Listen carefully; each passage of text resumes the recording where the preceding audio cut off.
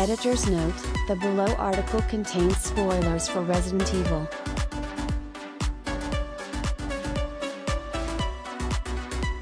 Instead of adapting one of the many games in the Resident Evil franchise, Netflix's new live-action series tells an original story focused on new characters.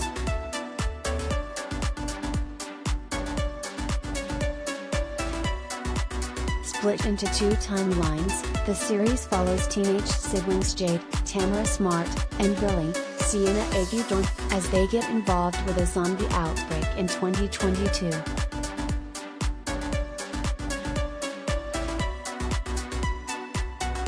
At the same time, we follow an adult version of Jade, Balinska, in 2036, trying to survive in a world destroyed by mutant creatures.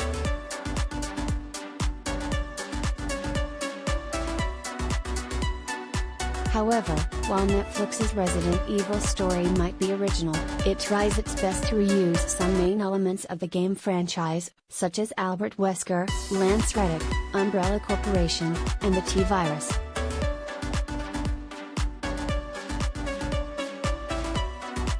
Collider video of the day. While Netflix's Resident Evil doesn't go into many details about what happened in each game of the franchise, it leaves its fair share of clues behind it, so we can piece together how the TV show fits in the timeline.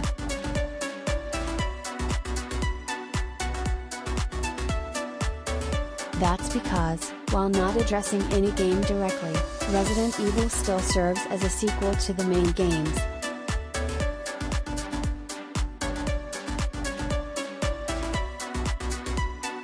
So now that the series is fully available on Netflix, it's time for us to piece together how Resident Evil connects to the franchise's timeline.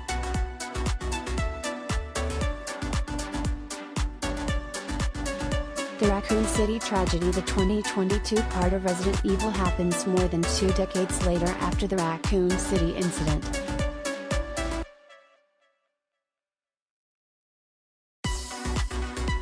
In 1998, Umbrella lured a team of special agents known as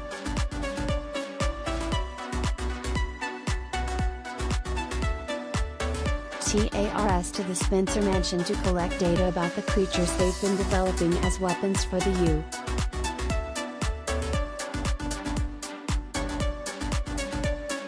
U.S. government. The idea was to test if the creatures would be able to kill all the TARS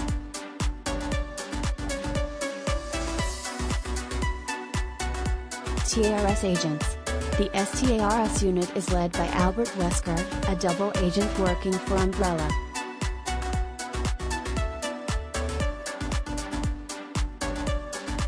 This story is told in the franchise's first game, Resident Evil.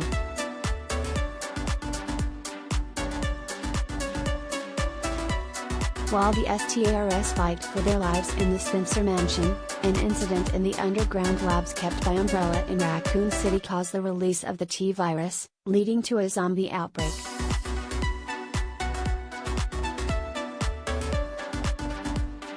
Once the outbreak got out of hand and there was no hope for the city, the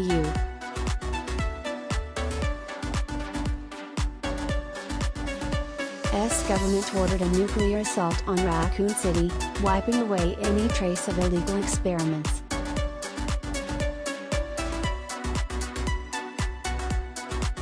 The destruction of Raccoon City got blamed on a gas leak, and for the following decades, the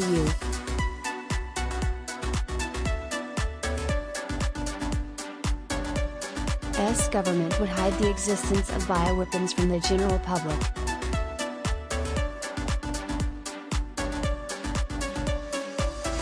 The Raccoon City outbreak is explored in multiple games, but if we think only about the mainline titles, both Resident Evil 2 and Resident Evil 3 follow the adventures of survivors trying to escape the city.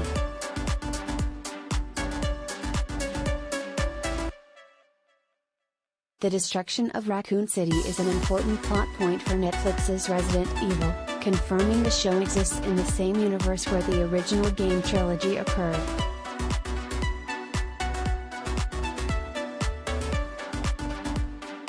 The series also mentions 2 key characters in Resident Evil lore.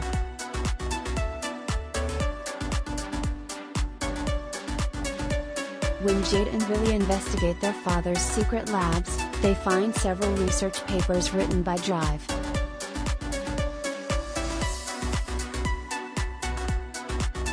William Birkin. Dr. Birkin is a virologist who worked for Umbrella to weaponize the progenitor virus, the strain that originated the T virus and its more potent brother, the G virus.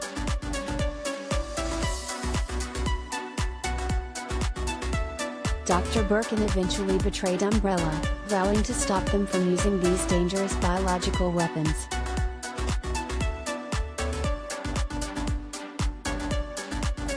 However, before he could do anything, Drive.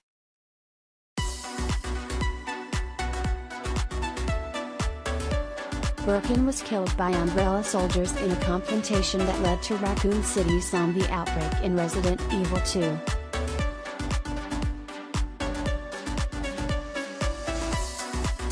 During their investigation, Jade and Billie also find a video of Albert Wesker leading a group of soldiers to capture Lisa, a deformed woman with a massive eye on her back.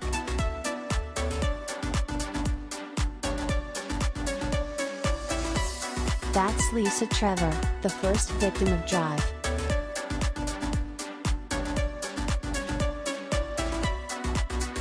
Oswald Lee Spencer, the founder of Umbrella Corporations.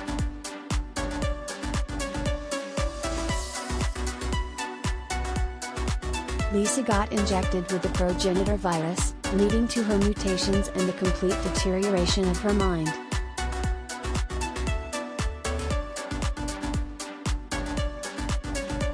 Lisa was kept by Umbrella as a guinea pig, being tortured for years while the company tried to perfect their bioweapons.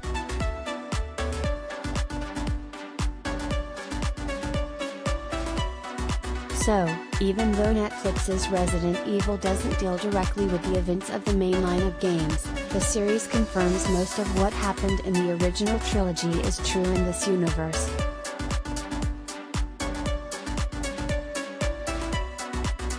However, even more interesting is how Netflix's Resident Evil draws inspiration from some of the wackier moments in the franchise.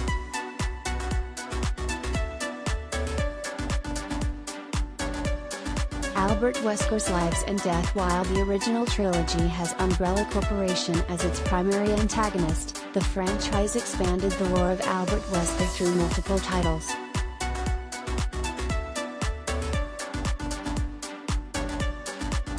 As we learn, Wesker was not only a double agent working for us.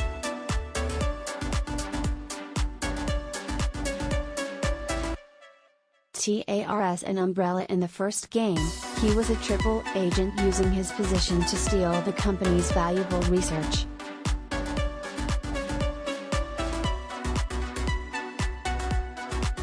That's why, in later installments of the franchise, Wesker becomes a mortal enemy of Umbrella, being hunted by the pharmaceutical company.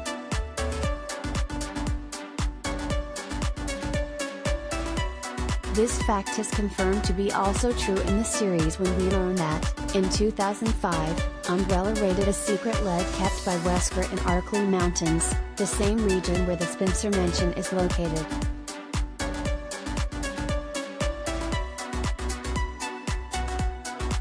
Spencer created a group of super-intelligent clones in his secret lab to help build all the tools he needed to pursue his goals of replacing humanity with a more resilient species.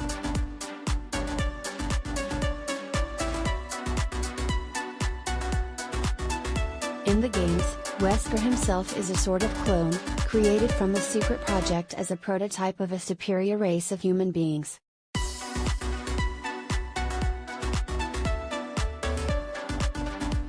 That's why Wesker has super speed, enhanced strength, and high resistance to almost any damage.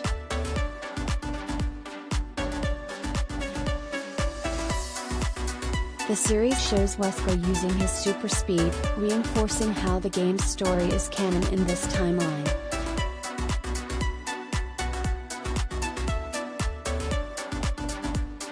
The series also mentions that the OG Albert Wesker died in 2009 inside a volcano.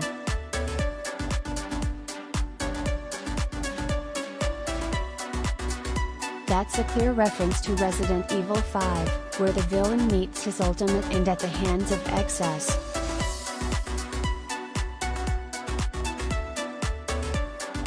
TRS member Chris Redfield. Resident Evil 5 takes place in West Africa, where Chris tries to stop another bioweapon outbreak.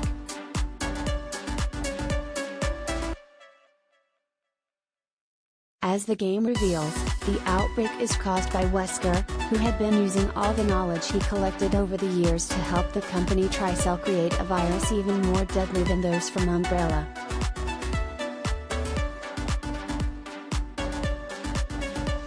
Evelyn Marcus in Umbrella's Rebirth. The last piece of the puzzle comes from Evelyn Marcus, Paula Nunez, the granddaughter of James Marcus, one of the founders of Umbrella Pharmaceuticals and one of the people behind the creation of the T-virus.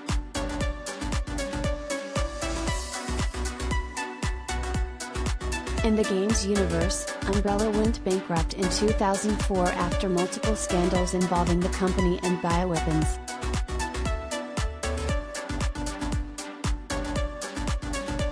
Netflix's series explores Evelyn's efforts to rebrand Umbrella by building a city in South Africa that is recognized as one of the best places to live in the whole world.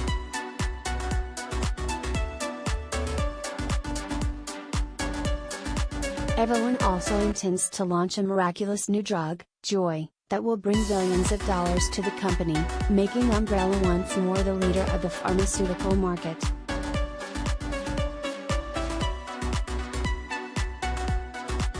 Due to the series' exploration of Umbrella history as a company that fell in disgrace and is fighting to resurface, it's safe to say Netflix's Resident Evil respects the canon established by the games.